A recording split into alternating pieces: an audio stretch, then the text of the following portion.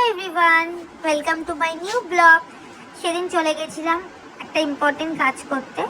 তো কাজটা করতে করতে এত গরম পড়েছে, ইচ্ছে তো করছিল না বেরাতে, তাও বেরাতে হবে।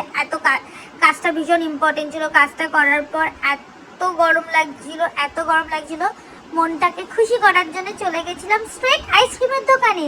আইসক্রিম দেখেই মন খুশি হয়ে গেছে, তাড়াতাড়ি করে আইসক্রিম খেয়ে চলে গেলাম বাড়িতে গিয়ে ফ্রেশ হয়ে লাঞ্চ করার পর গাছ থেকে তুলতে চলে গেলাম লঙ্কা, ঝাল ঝাল লঙ্কা, এটা আমাদের গাছের লঙ্কা। তারপর বিকেল বেলা চলে গেছিলাম আমাদের বাড়ির রসগোল্লার সাথে দেখা করতে। এটা হচ্ছে আমাদের বাড়ির রসগোল্লা। দেখো দেখো, এটা হচ্ছে ওর পেছনে লাগছে, ওর সাথে খেলছি, আর ওর খালি দুধের বোতলটা নিয়ে বলছি খাও খাও, আর ও হাজার মতন খেয়ে নিচ্ছে। কিন্তু ও তো বুঝতেই পারছে না ওর মধ্যে নেই। লাস্টে বাটা বুঝে গেছিল ওর মধ্যে নেই, তাই ও ছেড়ে দিয়েছিল।